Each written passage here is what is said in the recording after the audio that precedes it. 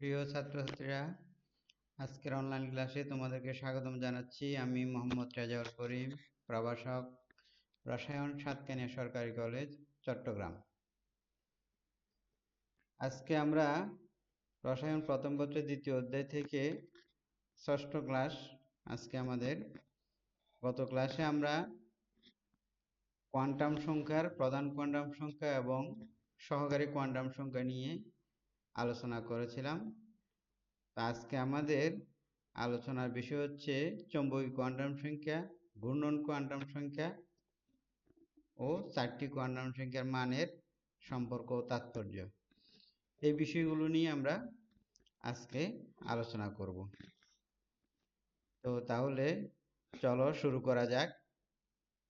চৌম্বকীয় কোয়ান্টাম সংখ্যা। চৌম্বকীয় কোয়ান্টাম সংখ্যা আলোচনার আগে আমি গত ক্লাসে যে প্রধান কোয়ান্টাম সংখ্যা এবং সহকারী কোয়ান্টাম সংখ্যা সম্পর্কে আলোচনা করেছিলাম সেগুলো তোমাদেরকে আরেকটু স্মরণ করে দিতে চাই। কোয়ান্টাম সংখ্যা হচ্ছে কোনো পরমাণুতে একটা ইলেকট্রনকে সম্পূর্ণরূপে বর্ণনা করার জন্য চারটা সংখ্যা প্রয়োজন হয়। অর্থাৎ ইলেকট্রনটা কোথায় আছে, কিভাবে আছে, নিউক্লিয়াস থেকে কত দূরত্বে আছে, এই সব কিছু সম্পূর্ণরূপে যদি তুমি বর্ণনা করতে চাও তাহলে চারটা সংখ্যা প্রয়োজন হয়। সেই চারটা সংখ্যাকে আমরা কোয়ান্টাম সংখ্যা বলি। প্রথমটা হচ্ছে প্রধান কোয়ান্টাম সংখ্যা, দ্বিতীয়টা হচ্ছে সহকারী কোয়ান্টাম সংখ্যা, এরপরে চৌম্বকীয় কোয়ান্টাম সংখ্যা এবং ঘূর্ণন কোয়ান্টাম সংখ্যা। তো প্রধান কোয়ান্টাম সংখ্যা এবং সহকারী কোয়ান্টাম সংখ্যা আমরা গত ক্লাসে আলোচনা করেছিলাম, তবু আরেকটু বলছি। প্রধান কোয়ান্টাম সংখ্যা হচ্ছে পরমাণুতে ইলেকট্রনগুলো বোর মতবাদ অনুযায়ী নিউক্লিয়াসের চারিদিকে কতগুলো সুনির্দিষ্ট বৃত্তাকার কক্ষপথে আবর্তন করে। এই বৃত্তাকার কক্ষপথগুলো যেখানে ইলেকট্রনের শক্তি স্থির থাকে বা নির্দিষ্ট থাকে, সেই কক্ষপথগুলোকে প্রকাশ করার জন্য যে কোয়ান্টাম সংখ্যা ব্যবহার করা হয় সেটাকে প্রধান কোয়ান্টাম সংখ্যা বলা হয়। আর প্রধান কোয়ান্টাম সংখ্যা দ্বারা কক্ষপথের আকার বোঝায়। এরপরে ছিল সহকারী কোয়ান্টাম সংখ্যা। সহকারী কোয়ান্টাম সংখ্যা হচ্ছে ইলেকট্রন যে প্রধান শক্তি স্তরগুলোতে থাকে সেই প্রধান শক্তি স্তরগুলোকে আবার কতগুলো উপশক্তি স্তরে বিভক্ত করা হয়েছে। সেই উপশক্তি স্তরগুলোকে বোঝানোর জন্য বা প্রকাশ করার জন্য যে কোয়ান্টাম সংখ্যা ব্যবহার করা হয় সেটাকে বলা হচ্ছে সহকারী কোয়ান্টাম সংখ্যা। এই সহকারী কোয়ান্টাম সংখ্যাকে ছোট হাতের এল দ্বারা প্রকাশ করা হয় এবং সহকারী কোয়ান্টাম সংখ্যা দ্বারা উপস্তরের আকৃতি বোঝায়। অর্থাৎ ইলেকট্রনটা যে উপশক্তি স্তরে আছে সেটা আকৃতি কি গোলাকার নাকি ডাম্বেলের মতো নাকি বৃত্তাকার, উপবৃত্তাকার, কোন আকৃতির সেটা বোঝানোর জন্য সহকারী কোয়ান্টাম সংখ্যা ব্যবহার করা হয়। তো আজকে আমাদের আলোচ্য বিষয় হচ্ছে প্রথম যেটা, সেটা হচ্ছে চৌম্বকীয় কোয়ান্টাম সংখ্যা। চৌম্বকীয় কোয়ান্টাম সংখ্যাটা হচ্ছে পরমাণুতে ইলেকট্রনগুলো কি করে নিউক্লিয়াসের চারিদিকে একটা নির্দিষ্ট গতিতে কি ঘুরতে থাকে, গতিশীল থাকে। তো ইলেকট্রন হচ্ছে চার্জিত বস্তু কণা। কোনো কোনো চার্জিত বস্তু কণা যদি ঘুরতে থাকে, চলমান থাকে, তাহলে সে একটা বিদ্যুৎ ক্ষেত্র উৎপন্ন করে। আর সেই বিদ্যুৎ ক্ষেত্র বা তড়িৎ ক্ষেত্র প্রভাবে সেখানে একটা চুম্বক ক্ষেত্রেরও সৃষ্টি হয়। তাহলে প্রতিটা পরমাণুতে ইলেকট্রনগুলো একটা চৌম্বক ক্ষেত্র কি করে উৎপন্ন করে। আর আমরা জানি আমাদের পৃথিবীটাও একটা চৌম্বকের ন্যায় আচরণ করে। তাহলে এই পরমাণুর চৌম্বক ক্ষেত্র আর পৃথিবীর চৌম্বক ক্ষেত্র এই দুইটার পারস্পরিক ক্রিয়ায় পরমাণুতে ইলেকট্রনগুলো যে উপশক্তি স্তরে থাকে সেই উপশক্তি স্তরগুলো ত্রিমাত্রিকভাবে এক একটা এক এক দিকে কি হয়, বিন্যস্ত হয়। এই ত্রিমাত্রিক দিক বিন্যাস বোঝানোর জন্য যে কোয়ান্টাম সংখ্যা ব্যবহার করা হয় সেটাকে বলা হচ্ছে চৌম্বকীয় কোয়ান্টাম সংখ্যা। তাহলে কি বললাম, পরমাণুতে গতিশীল ইলেকট্রনের জন্য তড়িৎ ক্ষেত্র এবং শেষের চৌম্বক ক্ষেত্র তৈরি হয়, ফলে পরমাণুটা চৌম্বক এনে আচরণ করে। আর আমাদের পৃথিবীটাও একটা চৌম্বক ক্ষেত্র। এই দুই চৌম্বক ক্ষেত্রের পারস্পরিক ক্রিয়ায় উপশক্তি স্তরগুলো এক একটা এক এক দিকে বিন্যস্ত হয় ত্রিমাত্রিকভাবে। এই বিন্যাস তো কোন দিকে বিন্যস্ত আছে সেটা বোঝানোর জন্য যে কোয়ান্টাম সংখ্যা ব্যবহার করা হয় সেটাকে বলা হচ্ছে চৌম্বকীয় কোয়ান্টাম সংখ্যা। তাহলে আমরা একটু দেখি পরমাণুর কেন্দ্রে থাকে কি ধনাত্মক চার্জযুক্ত নিউক্লিয়াস এবং কক্ষপথে ঋণাত্মক চার্জযুক্ত ইলেকট্রন। এই ধনাত্মক এবং ঋণাত্মক চার্জযুক্ত এই দুইটার কারণে একটা তড়িৎ ক্ষেত্র এবং এর প্রভাবে একটা চৌম্বক ক্ষেত্রের সৃষ্টি হয়। এই চৌম্বক ক্ষেত্র এবং পৃথিবীর চৌম্বক ক্ষেত্রের প্রভাবে ইলেকট্রনের বিভিন্ন অরবিটাল, অরবিটাল মানে উপশক্তিস্তরগুলো, বিভিন্ন অরবিটাল এর ত্রিমাত্রিক দিক স্থিতি বা ওরিয়েন্টেশন ঘটে। তাহলে উপশক্তিস্তর বা অরবিটালগুলো একটা এক এক দিকে ওরিয়েন্টেশন ঘটে একটার। সেই ওরিয়েন্টেশন বা দিকস্থিতি বোঝানোর জন্য যে কোয়ান্টাম সংখ্যা ব্যবহার করা হয় তাকে চৌম্বকীয় কোয়ান্টাম সংখ্যা বলা হয়। এই চৌম্বকীয় কোয়ান্টাম সংখ্যা কে তোমার ছোট হাতের m দ্বারা প্রকাশ করা হয়। ছোট হাতের m, এটা একটু খেয়াল রাখতে হবে, ছোট হাতের m। এর আগে আমরা বড় হাতের m এর ব্যবহারও দেখেছিলাম, নিশ্চয়ই তোমাদের মনে আছে। বড় হাতের m দ্বারা প্রকাশ করা হয় হচ্ছে কি প্রধান শক্তি স্তর, এবং সেটা হচ্ছে তৃতীয় প্রধান শক্তি স্তরকে বড় হাতের m দ্বারা প্রকাশ করা হয়। আর ছোট হাতের m দ্বারা প্রকাশ করা হচ্ছে চৌম্বকীয় কোয়ান্টাম সংখ্যা। সুতরাং এটা মনে রাখতে হবে। এরপর হচ্ছে m এর মান, অর্থাৎ চৌম্বকীয় কোয়ান্টাম সংখ্যার মান সহকারী কোয়ান্টাম সংখ্যা l, সহকারী কোয়ান্টাম সংখ্যা ছোট হাতের l দ্বারা প্রকাশ করা হয়, ছোট হাতের l এর মানের উপর নির্ভরশীল। তাহলে চৌম্বকীয় কোয়ান্টাম সংখ্যা অর্থাৎ m এর মান সহকারী কোয়ান্টাম সংখ্যা l এর মানের উপর নির্ভরশীল, এবং m এর মান হচ্ছে -l হতে 0 সহ +l পর্যন্ত। এটা একটু ভালো করে বুঝতে হবে। m এর মান হবে কি -l হতে 0 সহ +l পর্যন্ত। অর্থাৎ l এর মান যদি 0 হয়, l এর মান যদি 0 হয় তাহলে m এর শুধু একটাই মান থাকবে, সেটা হচ্ছে 0, কারণ 0 প্লাস মাইনাসের তো কোনো ভ্যালু নেই। আর l এর মান যদি 1 হয় তাহলে m এর মান তিনটে হবে, একটা হচ্ছে -1, 0, +1। নিশ্চয়ই বুঝতেছ। এরপরে আমরা বিস্তারিত এটা পরে আরো আলোচনা আসবো। l এর যে কোনো মানের জন্য m এর 2l + 1 সংখ্যক মান আছে।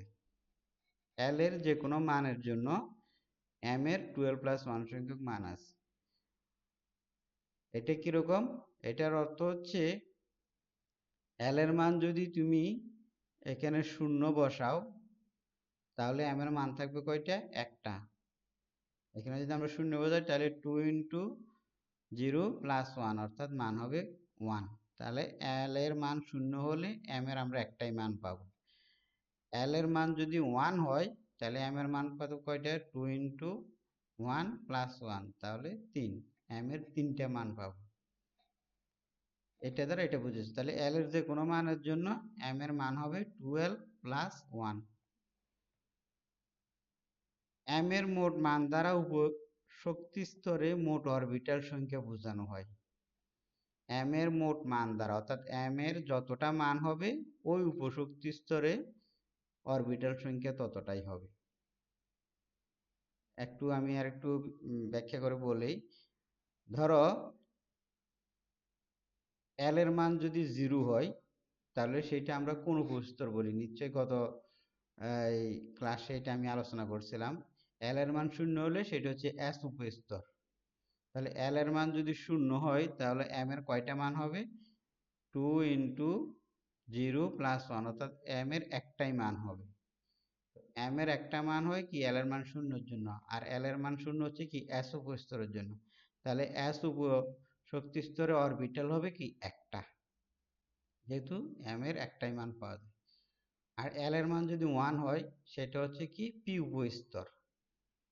p উপস্তরের জন্য l এর মান 1। তাহলে এখানে যদি আমরা l এর মান 1 বসি তাহলে 2 × 1 + 1 অর্থাৎ 3। তাহলে p উপস্তরে অরবিটাল সংখ্যা হবে 3টা। একইভাবে l এর মান যদি আমি 2 বসাই, l এর মান 2 হচ্ছে d উপস্তরের জন্য। তাহলে 2 × 2 + 1 অর্থাৎ 5। তাহলে d উপস্তরে অরবিটাল হচ্ছে 5টা। এই কথা দ্বারা সেটি বোঝাচ্ছে m এর মোট মান দ্বারা উপস্তরে মোট অরবিটাল সংখ্যা বোঝানো হয়। এখানে আমি আর আবার বিস্তারিত যে উপস্তরে s এর জন্য l = 0, তাহলে l = 0 হলে এখানে যদি l এর মান 0 বসাও তাহলে আমরা 1 পাবো। অর্থাৎ m এর মান একটাই, সেই ক্ষেত্রে s উপস্তরে অরবিটাল একটা।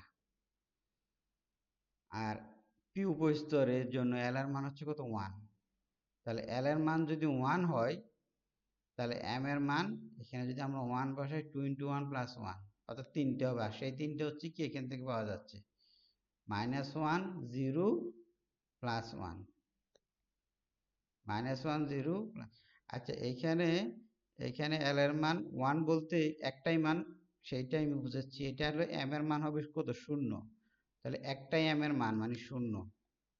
প্রথম যেটা s উপস্তরে l সমান 0 হলে m সমান হবে 0, অর্থাৎ m এর একটাই মান। এই জন্য এখানে আমি এক লিখে ফেলছি, এখানে 0 লিখলে আসলে আরো বুঝতে সুবিধা হতো। তাহলে m এর মান 0 হবে, অর্থাৎ m এর মান 0 মানে m এর একটাই মান, সেটা হচ্ছে 0, তাহলে অরবিটাল হবে একটা। আর p উভয়স্তরে l এর মান 1 হলে m এর মান হবে 3টা, -1 0 +1। তাহলে এখানে m এর মান কয়টা, একটা দুইটা তিনটা, অথবা এখানেও যদি তুমি 1 বসাও তাহলে 2 × 1 + 1 মানে 3, তাহলে 3টা পাওয়া যাবে। এই জন্য p উপস্তরে অরবিটাল হচ্ছে 3টি, আর সেগুলোর নাম হচ্ছে px py pz। 3টে অরবিটালের নাম আছে px py pz। ডি উপস্তরের জন্য l এর মান হচ্ছে কত 2, অর্থাৎ ডি উপস্তরের জন্য সহকারী কোয়ান্টাম সংখ্যা l এর মান 2। l এর মান যদি 2 হয় তাহলে m এর মান হবে -l থেকে 0 সহ +l, তাহলে -l মানে -2 -1 0 +1 +2 এই, অথবা এখানে যদি তুমি 2 বসাও 2 × 2 + 1 তাহলে 5 হবে, এই যে এখানে 5টা মান আছে। m এর যতটা মান ওই উপস্তরে অরবিটাল তত, তাহলে যেহেতু ডি উপস্তরের জন্য m এর মান 5টা পাইছি, অতএব ডি উপস্তরে অরবিটাল আছে কয়টা 5টা, এবং সেগুলোর নাম আছে, একটা নাম হচ্ছে dxy dyz dzx dx2-y2, আর লাস্টেরটা হচ্ছে dz2। তাহলে এই 5টা ডি অরবিটালের নাম এরকমের। এগুলো কেন এরকম সেগুলো আমরা পরে আলোচনা করব। তাহলে ডি উপস্তরে 5টা অরবিটাল হচ্ছে dxy dyz dzx dx2-y2 আরেকটা হচ্ছে dz2। এটা হচ্ছে ডি উপস্তরের 5টা অরবিটাল। এরপরে f উপস্তরের জন্য আমরা জানি l সমান 3, গত ক্লাসে আমি এটা আলোচনা করছিলাম। তাহলে f উপস্তরের জন্য l সমান 3, l সমান 3 হলে তাহলে m এর মান হবে -3 -2 0 -3 -2 -1 0 +1 +2 +3। কারণ এই যে আমরা এখানে আগে বলছি m এর মান হচ্ছে -l থেকে 0 সহ +l, তাহলে এখানে l হচ্ছে 3, তাহলে -l -3 -2 -1 0 +1 +2 +3 এই। তাহলে এখানে কয়টা মান, 7টা মান পাওয়া গেছে। অথবা আমরা যদি এখানে 3 বসাই 2 × 3 + 1 তাহলে 7 হবে। তাহলে m এর 7টা মান পাওয়া যায় f উপস্তরের জন্য। সুতরাং f উপস্তরে অরবিটাল হচ্ছে 7টি। f উপস্তরে অরবিটাল কয়টা হবে, 7টা। তাহলে এটা গেল মোটামুটি চৌম্বকীয় কোয়ান্টাম সম্পর্কে আলোচনা। এরপরে আমাদের হচ্ছে ঘূর্ণন কোয়ান্টাম সংখ্যা। ঘূর্ণন কোয়ান্টাম সংখ্যা হচ্ছে, আমরা বলছি যে পরমাণুতে ইলেকট্রনগুলো নিউক্লিয়াসের চারিদিকে কতগুলো সুনির্দিষ্ট বৃত্তাকার কক্ষপথে ঘুরতে থাকে।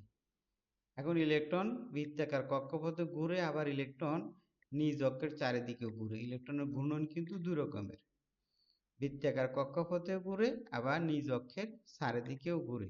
অর্থাৎ তুমি যদি একটা লাটিম, যারা লাটিম খেলা খেলছো তারা নিশ্চয়ই বুঝবা, যদি লাটিম ঘুরাও তাহলে লাটিমটা দেখবা ঘুরতেছে যখন একটা বৃত্তের মতো চক্রাকার ঘুরতেছে, কিন্তু আবার লাটিমটা নিজ অক্ষের চারিদিকে, অর্থাৎ লাটিমের মধ্যে এই যে তোমার প্যারাক দিয়ে যে এটা তৈরি করে সেটার চারিদিকেও সে কি ঘুরতে থাকে।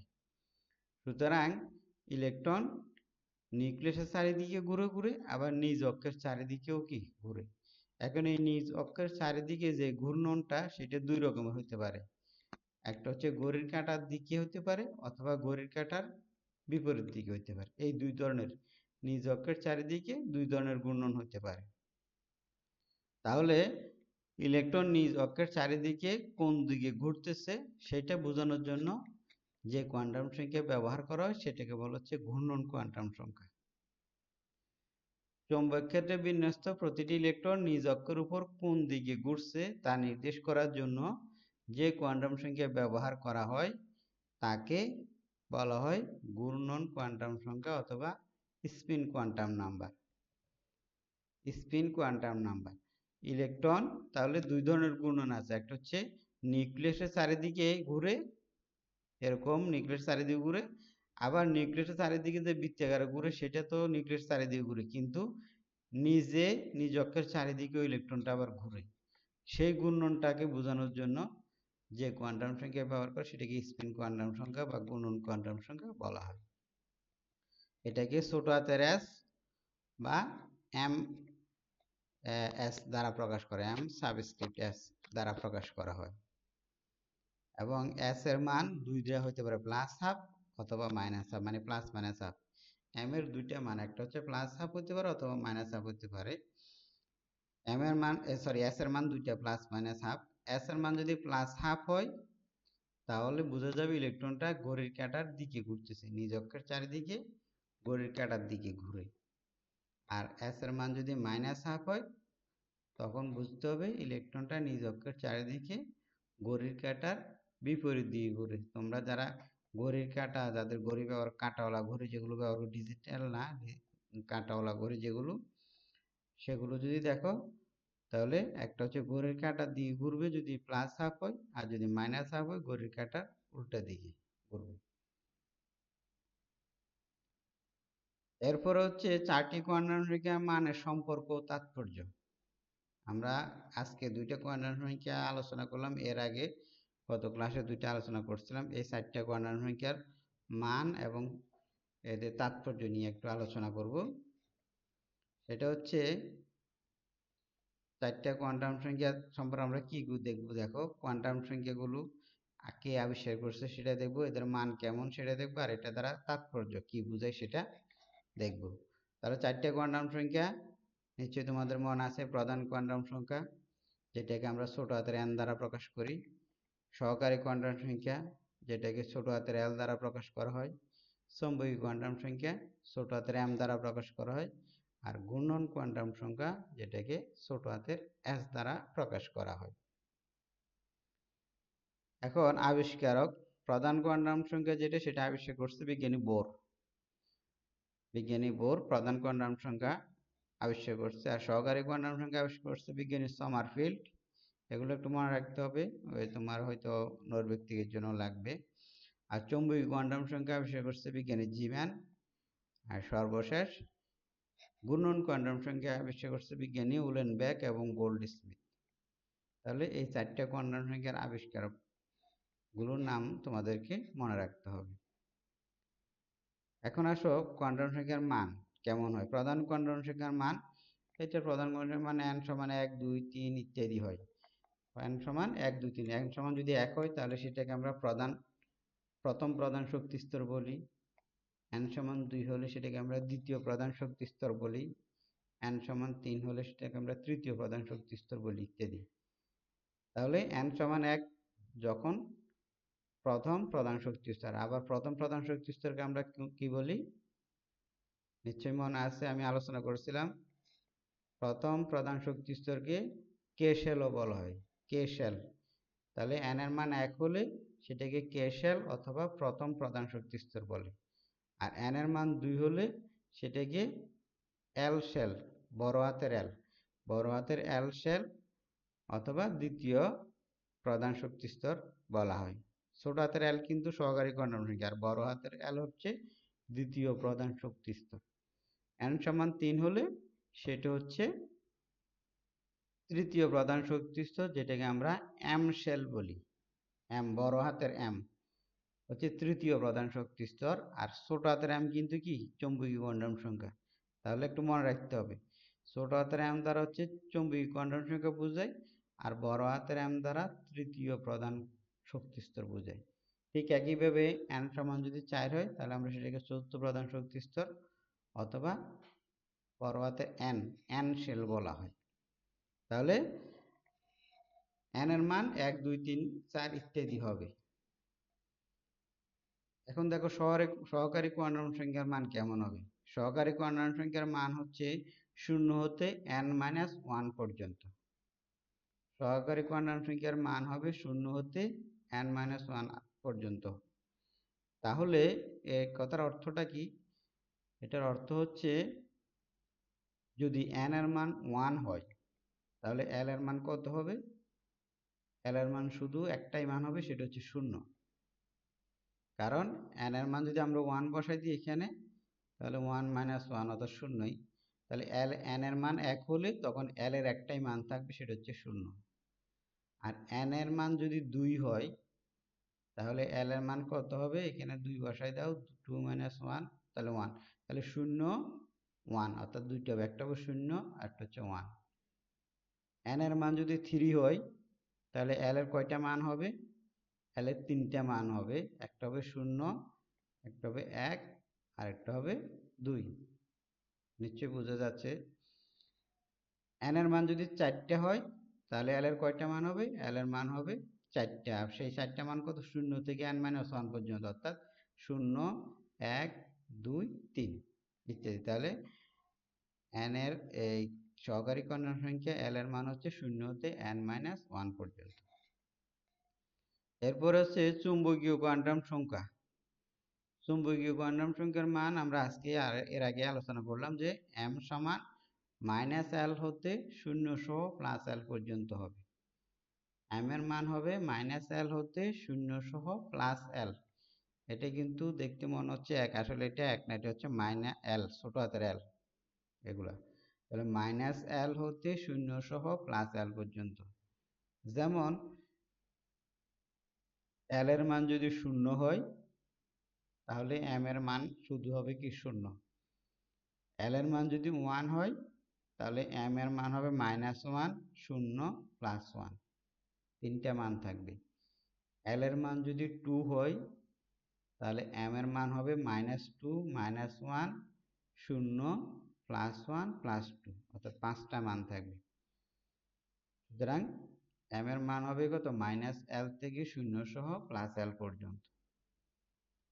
আর সর্বশেষ s এর মান হচ্ছে +12 অথবা -12। প্রতিটা m এর জন্য l এর দুইটা মান থাকবে। প্রতিটা m এর মানের জন্য l এর দুইটা মান থাকবে, হয় +12 হবে অথবা -12 হবে। দুইটা মান কেন? কারণ নিজ অক্ষের চারিদিকে ইলেকট্রন দুই দিকেই ঘুরতে পারে, হয় ঘড়ির কাঁটার দিকে অথবা ঘড়ির কাঁটার বিপরীত দিকে। তো ঘড়ির কাঁটার দিকে হচ্ছে +12 আর ঘড়ির কাঁটার বিপরীত দিকে হলো -12 হয়। তাহলে s এর দুইটা মান +12 ও -12। এখন আসলে তাৎপর্য, এটা খুব ইম্পর্টেন্ট। কোন কোয়ান্টাম সংখ্যা দ্বারা কি বোঝায় বা কোন কোয়ান্টাম সংখ্যার তাৎপর্য কি, এটা কিন্তু মনে রাখতে হবে। প্রধান কোয়ান্টাম সংখ্যা দ্বারা হচ্ছে শক্তি স্তরের আকার জানা যায়। প্রধান কোয়ান্টাম সংখ্যা দ্বারা শক্তি স্তরের আকার জানা যায়, অর্থাৎ আমরা বললাম যে ইলেকট্রন নিউক্লিয়াসের চারিদিকে কতগুলো নির্দিষ্ট বৃত্তাকার কক্ষপথে আবর্তিত হয়, এবং যতক্ষণ একটা নির্দিষ্ট কক্ষপথে থাকে ততক্ষণ সে কোনো শক্তি শোষণ বা বিকিরণ করে না, ফলে ওই কক্ষপথে তার শক্তি কি থাকে? স্থির থাকে। বোর মতবাদ অনুযায়ী এগুলোকে স্থির শক্তি স্তর বা কক্ষপথ বলা হয়। এই কক্ষপথ বা শক্তি স্তরের আকার জানা যায় প্রধান কোয়ান্টাম সংখ্যা। আকার মানে হচ্ছে কি, সে কত বড় অথবা কত ছোট, অর্থাৎ নিউক্লিয়াস থেকে ইলেকট্রনটা যে কক্ষপথে আছে সেই কক্ষপথটা নিউক্লিয়াস থেকে কত দূরে সেটা বোঝা যায়। যদি আকার ছোট হয় নিউক্লিয়াসের কাছে হবে, আকার যদি বড় হয় নিউক্লিয়াস থেকে কি হবে? দূরে অবস্থিত হবে। তাহলে প্রধান কোয়ান্টাম সংখ্যা দ্বারা আমরা শক্তি স্তর অথবা কক্ষপথের আকার সম্পর্কে জানতে পারি। এরপরে সহকারী কোয়ান্টাম সংখ্যা। সহকারী কোয়ান্টাম সংখ্যা দ্বারা হচ্ছে উপশক্তি স্তরের আকৃতি জানা যায়।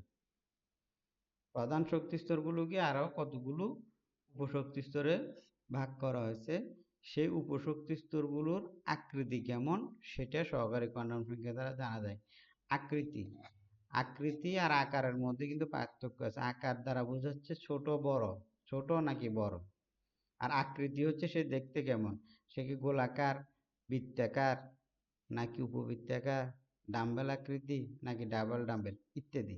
দেখতে কেমন সেটা বোঝায়। অর্থাৎ উপশক্তিস্ততা দেখতে কি গোলাকার নাকি ডাম্বেল আকৃতি নাকি ডাবল ডাম্বেল আকৃতি ইত্যাদি বোঝানোর জন্যই আমরা সহকারী কোয়ান্টাম সংখ্যা ব্যবহার করি। এরপর হচ্ছে চৌম্বকীয় কোয়ান্টাম সংখ্যা। এটা হচ্ছে উপকক্ষপথের ত্রিমাত্রিক বিন্যাস জানা যায়।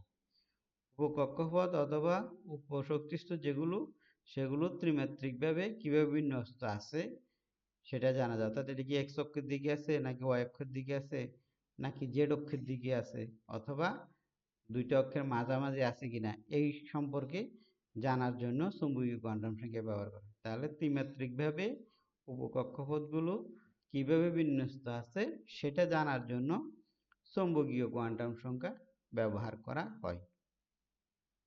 আর সর্বশেষ ঘূর্ণন কোয়ান্টাম সংখ্যা।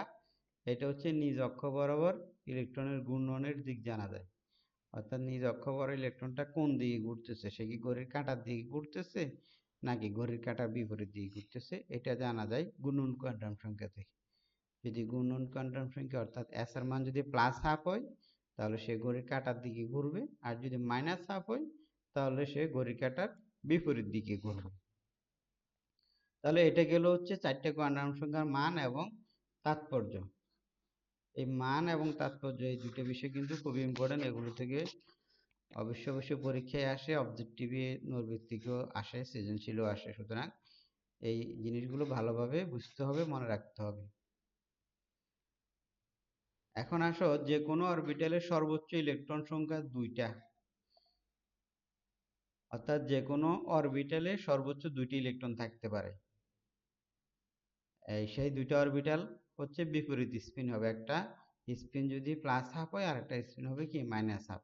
তাহলে যে কোনো অরবিটালে সর্বোচ্চ 2টা ইলেকট্রন থাকবে, এটা মনে রাখতে হবে। এরপর হচ্ছে যে কোনো প্রধান শক্তি স্তরের অরবিটাল সংখ্যা হচ্ছে n স্কোয়ার। যে কোনো প্রধান শক্তি স্তরে অরবিটাল সংখ্যা হবে n স্কোয়ার। আর যে কোনো প্রধান শক্তি স্তরে সর্বোচ্চ ইলেকট্রন সংখ্যা হবে 2n স্কোয়ার। এটা সহজে বোঝা যায়, যেহেতু একটা অরবিটালে 2টা থাকে তাহলে অরবিটাল যত ইলেকট্রন তার ডাবল হবে। অরবিটাল যেহেতু প্রধান শক্তি স্তরে n স্কোয়ার তাহলে ইলেকট্রন 2n স্কোয়ার তার ডাবল। এখন এই দুইটা বিষয় আমরা একটু যদি আরেকটু ব্যাখ্যা করি। কি বললাম, যে কোনো প্রধান শক্তি স্তরে অরবিটাল সংখ্যা হচ্ছে কি n স্কোয়ার। তাহলে দেখো, প্রথম শক্তি স্তর যেটাকে আমরা কে শেল বলি, সেখানে n এর সমান হচ্ছে কত 1, n এর মান হচ্ছে 1। প্রথম শক্তি স্তর বা কে শেলের জন্য n এর মান 1। তাহলে n এর মান যদি 1 হয় তাহলে অরবিটাল সংখ্যা হবে 1 স্কোয়ার, মানে একটি। অর্থাৎ প্রথম প্রধান শক্তি স্তরে একটাই অরবিটাল আছে এবং সেই অরবিটাল নাম হচ্ছে s। এরপর আসো ইলেকট্রন সংখ্যা। যেহেতু ইলেকট্রন সংখ্যা হচ্ছে 2n স্কোয়ার, তাহলে 2 × 1 স্কোয়ার তাহলে 2। সুতরাং প্রথম প্রধান শক্তি স্তরে ইলেকট্রন সর্বোচ্চ ইলেকট্রন থাকবে কয়টা, 2টা।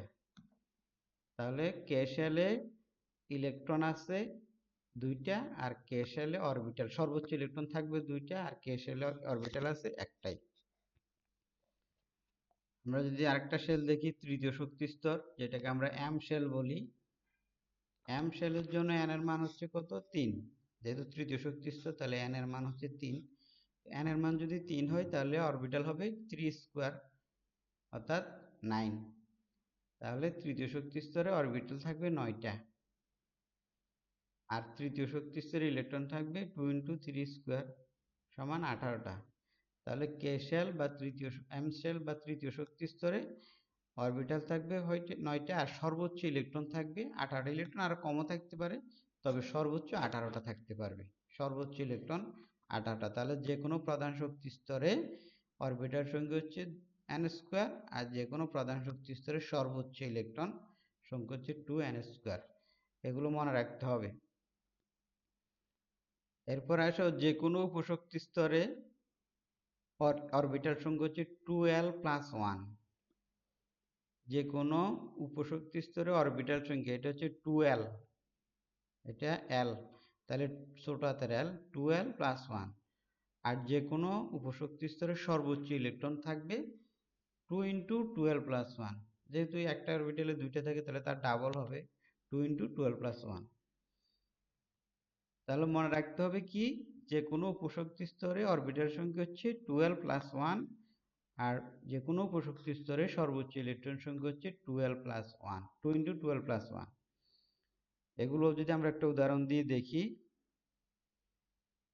উপশক্তি স্তর S, উপশক্তি স্তর S এর জন্য L সমান হচ্ছে কত? 0। L সমান যদি 0 হয় তাহলে অরবিটাল হবে, এখানে আমরা মান বসাই দিই, L এর মান 0 হয় তাহলে 2 × 0 + 1 অর্থাৎ 1। তাহলে S উপস্তরে অরবিটাল থাকবে একটাই। আর S উপস্তরে যেহেতু L এর মান 0 তাহলে ইলেকট্রন হবে 2 × 2 × 2 × 0 + 1, অর্থাৎ এইখানে আমরা যদি মানটা বসাই দিই, L এর মান যদি 0 বসাই তাহলে 2 হবে। তাহলে S উপস্তরে সর্বোচ্চ ইলেকট্রন থাকতে পারবে কয়টা? 2টা। আমরা যখন ইলেকট্রন বিন্যাস করব তখন দেখবা যে কোনো S অরবিটালে সর্বোচ্চ 2টা ইলেকট্রন, S উপস্তরে সর্বোচ্চ 2টা ইলেকট্রন থাকতে পারে। এখন আসো ডি উপস্তর। ডি উপস্তরের জন্য L সমান হচ্ছে কত? 2। L সমান যদি 2 হয় তাহলে অরবিটাল হবে 2 × 2 + 1 = কত? 5। তাহলে ডি উপস্তরে অরবিটাল আছে কয়টা? 5টা, যেটা আমরা কিছুক্ষণ আগেও দেখছি। ডি উপস্তরে অরবিটাল আছে 5টা, আর ডি উপস্তরে সর্বোচ্চ ইলেকট্রন থাকতে পারবে 10টা। যেহেতু একটা অরবিটাল 2টা থাকে তাহলে তার দ্বিগুণ, অথবা এই সূত্রের মধ্যে L সমান 2 বসাই দিলেও আমরা 10 পাবো। তাহলে ডি উপস্তরে সর্বোচ্চ ইলেকট্রন 10টা, আরো কমও থাকতে পারবে, তবে সর্বোচ্চ 10টা থাকতে পারবে। এখন আমরা এরকম একটা প্রশ্ন আছে, তৃতীয় শক্তি স্তরে অরবিটাল ও সর্বোচ্চ ইলেকট্রন ধারণ ক্ষমতা, একটা গ্রাফ ছকের মাধ্যমে আমরা দেখবো অনেক সময় পরীক্ষায় এই টাইপের কোশ্চেন আসে। সে তোমার একটা উদ্দীপক দিয়ে দেয়, এইভাবে ইলেকট্রনের কক্ষপথ কতগুলো দেখাই দেয়, তো সেখানে যে কোনো একটা কক্ষপথে বা শক্তি স্তরে অরবিটাল এবং ইলেকট্রন বাইর করতে বলে। তো আমরা এখানে তৃতীয় শক্তি স্তরে অরবিটাল ও সর্বোচ্চ ইলেকট্রন ধারণ ক্ষমতা কত সেটা যদি একটু দেখি, এটা একটা চক আকারে দেখবো আমরা। তো এটা করার জন্য আমাদেরকে শক্তি স্তর অর্থাৎ প্রধান কোয়ান্টাম সংখ্যার মান, সহকারী কোয়ান্টাম সংখ্যার মান, চৌম্বকীয় কোয়ান্টাম সংখ্যার মান, এরপর অরবিটাল সংখ্যা, ইলেকট্রন সংখ্যা, এই বিষয়গুলো আমাদেরকে দেখাতে হবে। তাহলে যেহেতু শক্তি স্তর বলছে, এখানে তৃতীয় শক্তি স্তর, তৃতীয় শক্তি স্তরের জন্য n এর মান কত হবে? তৃতীয় শক্তি স্তরের জন্য n এর মান হবে কত? 3। আর n এর মান যদি 3 হয় তাহলে L এর মান কত হবে? আমরা জানি L সমান 0 হতে n-1 পর্যন্ত। L এর মান হচ্ছে কি 0 থেকে n-1 পর্যন্ত। তাহলে যেহেতু n এর মান 3, তাহলে L এর 3টা মান হবে, একটা হবে 0, তারপর হবে 1, এরপর হবে 2। তাহলে 0 হলে সেটা হচ্ছে S উপস্তর, 1 হলে সেটা P উপস্তর, 2 হলে সেটা D উপস্তর। তাহলে সহকারী কোয়ান্টাম সংখ্যার 3টা মান থাকবে, 0, 1, 2। আর চৌম্বকীয় কোয়ান্টাম সংখ্যা, চৌম্বকীয় কোয়ান্টাম সংখ্যার মান দেখো দেখো সহকারী কোয়ান্টাম সংখ্যা যদি 0 হয় তাহলে চৌম্বকীয় কোয়ান্টাম সংখ্যা মানে m এর মান 0 হবে, একটাই হবে।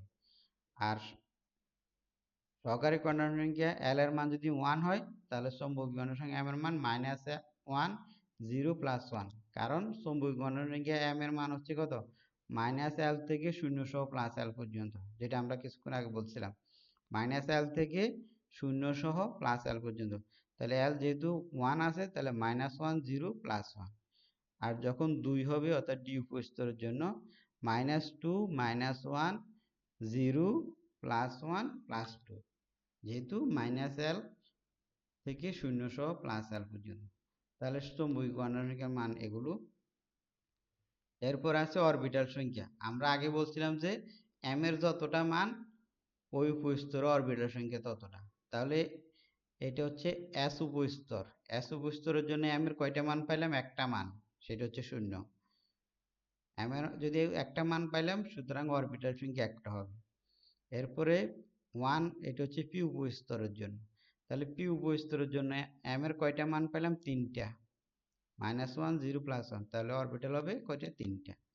আর D উপস্তরের জন্য আমরা m এর মান পাইলাম 5টা, তাহলে d উপস্তর অরবিটাল হবে কয়টা? 5টা।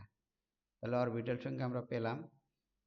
এরপর আছে ইলেকট্রন সংখ্যা। যেহেতু একটা অরবিটালে সর্বোচ্চ 2টি ইলেকট্রন থাকে, আমরা এখানে সর্বোচ্চ ইলেকট্রনের কথা বলছিলাম, সেজন্য s উপস্তরে অরবিটাল একটা, অতএব সর্বোচ্চ ইলেকট্রন 2টা। p উপস্তরে অরবিটাল 3টা, সুতরাং সর্বোচ্চ ইলেকট্রন হবে 6টা, ডাবল, একটাতে 2টা করে। আর d উপস্তরে অরবিটাল হচ্ছে কত? 5টা, সুতরাং ইলেকট্রন থাকবে ডাবল, 5 দুগুণ 10, 10টা। তাহলে ইলেকট্রন, সর্বোচ্চ ইলেকট্রন 2, 6, 10। আমাদের প্রশ্ন ছিল তৃতীয় শক্তি স্তরে অরবিটাল ও সর্বোচ্চ ইলেকট্রন ধারণ ক্ষমতা বের করো। তাহলে টোটাল অরবিটাল আমরা যদি যোগ করি এখানে পাওয়া যাবে মোট অরবিটাল হচ্ছে 9টা আর মোট ইলেকট্রন হচ্ছে 18টা। তাহলে তৃতীয় শক্তি স্তরে 9টা অরবিটাল থাকবে আর সর্বোচ্চ ইলেকট্রন থাকতে পারবে 18টা। ঠিক আছে? তাহলে এই চকটা, এই চকের মতো এরকম প্রশ্ন পরীক্ষায় কিন্তু প্রায় আসে। সহকারী কোয়ান্টাম সংখ্যা এবং চৌম্বকীয় কোয়ান্টাম সংখ্যা উল্লেখপূর্বক তৃতীয় শক্তি স্তরে অরবিটাল সংখ্যা এবং সর্বোচ্চ ইলেকট্রন সংখ্যা বাইর করো, এইভাবে কোশ্চেনগুলো থাকে।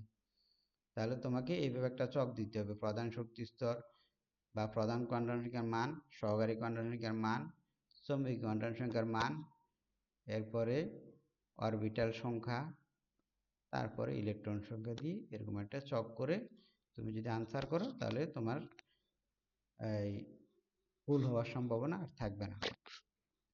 তাহলে আজকে আমাদের মোটামুটি এতটুকুই ছিল আলোচ্য বিষয়। তো তোমরা নিশ্চয়ই এই ক্লাসগুলো ভালোভাবে দেখতেছ, এই ক্লাসটাও ভালোভাবে দেখবা, কারণ এখান থেকে কোনো প্রশ্ন পরীক্ষায় আসে, প্রায় আসে।